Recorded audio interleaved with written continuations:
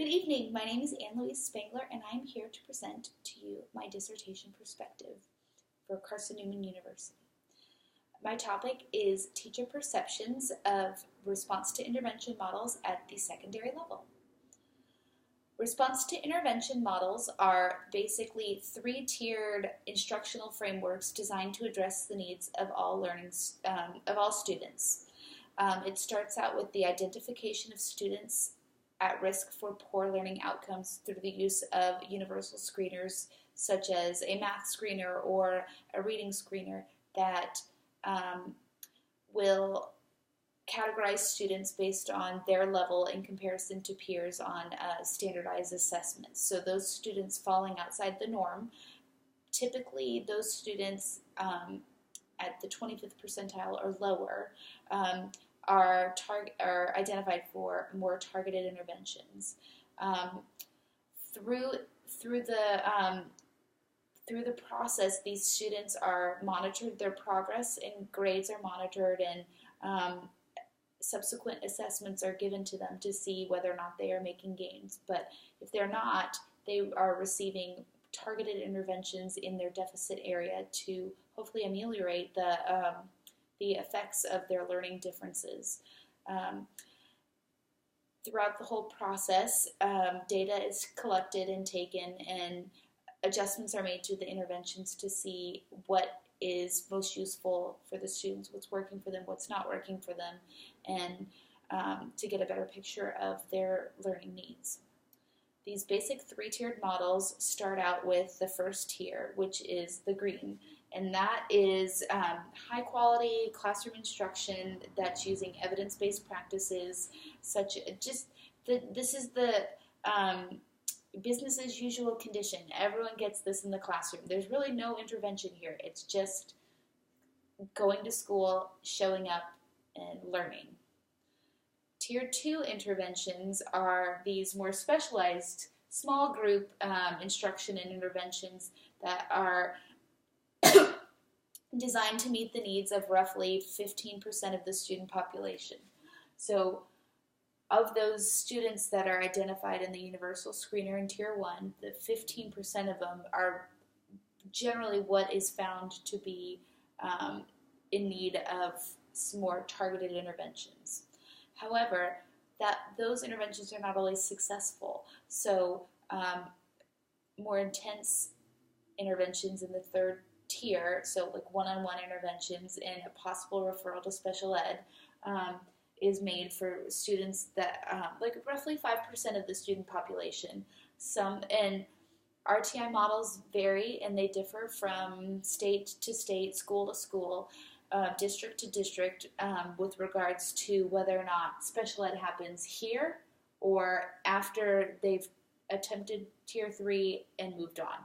So that is the ambiguity behind RTI and why there's so much discussion on the effectiveness of it, because there's no consistency. As a result of the reauthorization of IDEA in 2006, there were federal guidelines placed in the law, that federal regulations that stipulated states could no longer require schools to use the IQ achievement discrepancy model for identifying students with learning disabilities. Instead, states were given the option of they could use it, or they could also use a response to intervention, three-tiered model, or some other evidence-based practice to identifying students with learning disabilities. RTI models deviate from the traditional IQ discrepancy models because they focus on early intervention in the gen ed classroom rather than just pushing kids to special ed.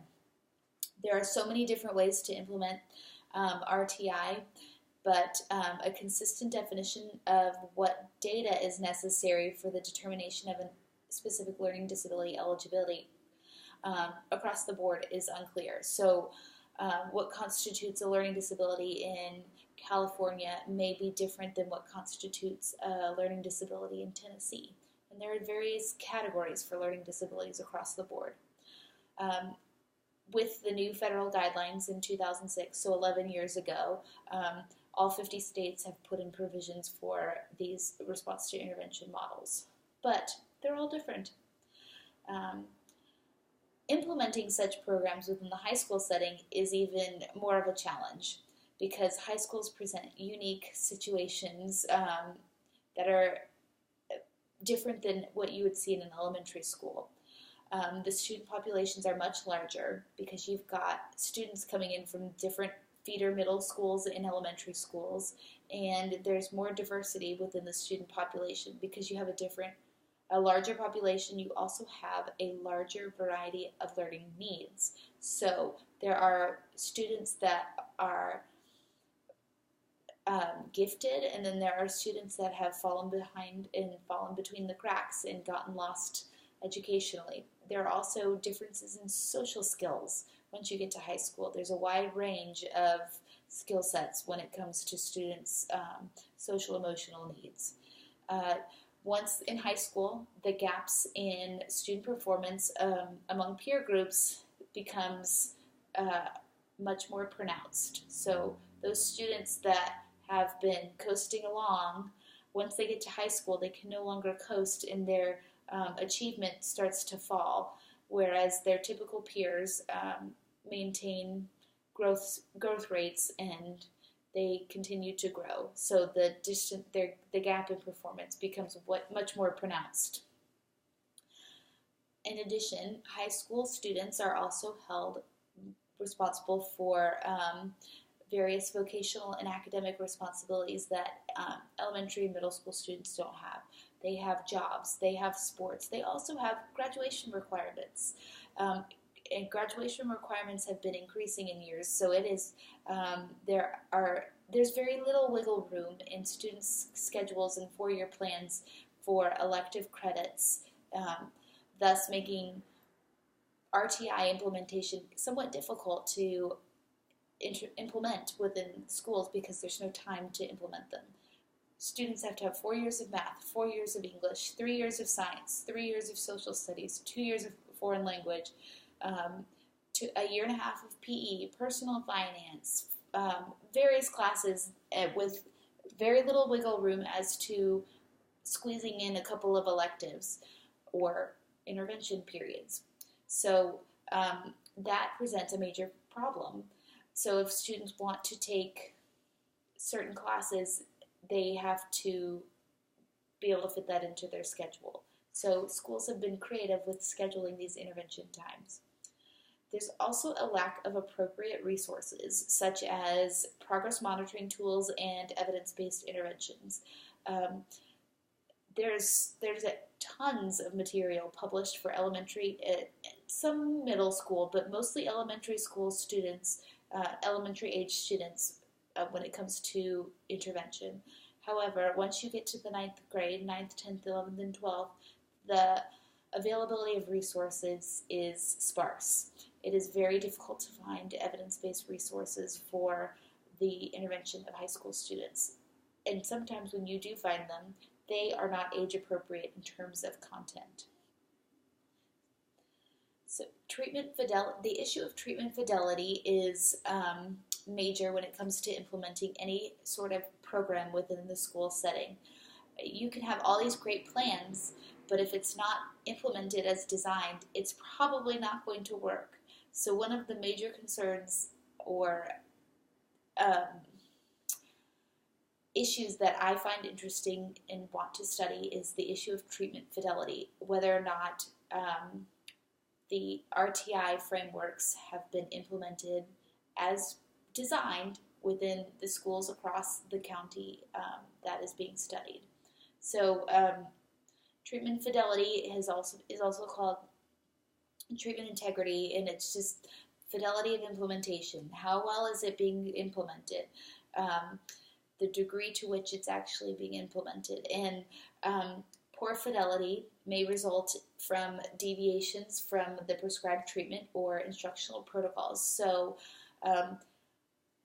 teachers may think they're implementing properly, but without monitoring treatment fidelity and doing checks and making sure 3 days a week, 2 days a week, whatever the prescribed amount of intervention time is the students are supposed to get. There's no way to tell whether or not what the mitigating factor is for whether or not RTI is working in a school. So with that, there is a direct need for professional development, training of teachers and staff to implement these RTI frameworks successfully and appropriately and accurately as designed. So the Council of Administrators of Special Ed and Spectrum K-12 Solutions did a survey of RTI implementation practices and found that the biggest obstacle for successful implementation was a lack of professional development. Several years later, in 2015, a study of RTI practices across the country also found that implementation was poor because teachers didn't understand the purpose of it, and they didn't understand what RTI was, so they didn't implement it correctly. As I said previously, there are many ways to interpret an RTI framework. There are many ways to intervene, to schedule things. Is the third tier special ed, or do you go through the third tier and then go to special ed? There's so many different interpretations that there's no consistency, which causes confusion.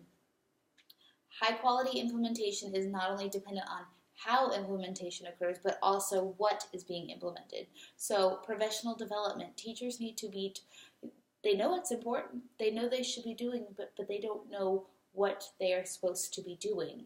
So more often than not, schools and counties and districts adopt new programs to implement, and they spend thousands of dollars training teachers during the summer to implement these new things during the school year, but there's no follow-up.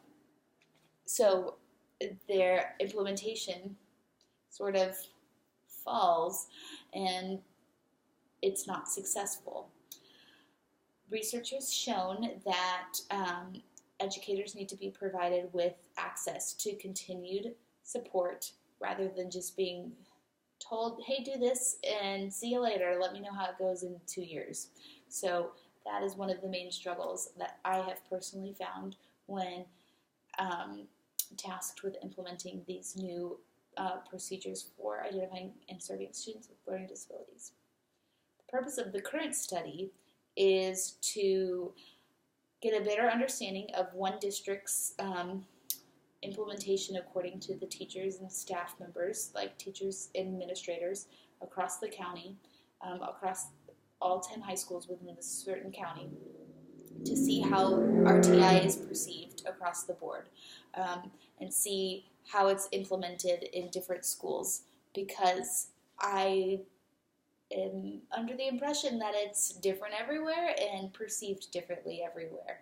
So some schools see a benefit, some schools do not, and that's just, I'm curious about that. So this also seeks to extend the literature and see what kind of things other schools are doing that have shown beneficial or not been beneficial. Are they implementing it as designed, or are they not? I mean, if they're not implementing and it's not working, well, we know why. But if they're implementing it and it's still not working, what's the disconnect? The specific research questions to be addressed are: how much knowledge do secondary school teachers and staff currently have regarding their role within and the purpose behind the implementation of RTI frameworks within their buildings? If they don't know what their role is, they can't help implement it. Likewise, if they don't know what the purpose of it is, they're not going to have buy-in, and they're not going to want to participate in the instructional methods that are designed to help students succeed. The second research question is: how do secondary school teachers and staff perceive the fidelity of implementation of RTI frameworks within their building? They know it exists, but do they really know what's going on? Do they think it's being done? What do they know about it? Are they implementing it, or is someone else implementing it? Within my school, we have very few students that are identified as being at risk for learning differences. So very few gen ed teachers participate in RTI interventions. Most of it is done with the special ed teachers and their students who are already identified as having a learning disability. So this will be interesting to see how these programs are implemented across the county. So the third and final question is, how do secondary school teachers and staff perceive the impact of RTI frameworks and how the RTI frameworks have had an impact on their student populations, whether it's for the positive or the negative. And that would be an interesting thing to see as well, because my students have seen benefits. They're not the intended benefits, however, they have benefited from having intervention 3 days a week. More socially than they are academically, but it's still a benefit. Methodology section. This study will be conducted within a Middle Tennessee school district that has 10 high schools. The district serves approximately 37,000 students, 10% of which are identified as having some sort of disability. 1.8% of the students are also categorized as being limited English proficient. So, and those two percentages are lower than the state average. The state average is about 14% for disabilities and about 5% for limited English proficiency. There are going to be 3 types of data collected: electronic survey, a semi-structured interview data, and then student demographic data. The electronic survey will be sent out to all teachers and staff within the district, and it will be anonymous. It will contain open-ended questions like, what do you think about this? It will, and close-ended questions like, do you have an intervention group, yes or no? And then extent of agreement questions like, on a scale, do you strongly agree, neutral, disagree, strongly disagree with whatever question I'm asking. The open-ended questions will be coded and categorized by theme, whereas the close-ended and extent of agreement questions will be analyzed using descriptive statistics like mean, median, mode, standard deviation, those kind of things. The semi-structured interviews will be conducted on a one-on-one basis using some guiding questions, and the participants will be selected via self-identification on the survey, and I'm going to select 3 administrators from different schools to get their perspective of RTI. Of the self-identifying interviewees, I'm going to choose 2 that perceive RTI to have had a positive impact on their students, and then 2 who do not see the benefit at all. So hopefully I will get some good interviews.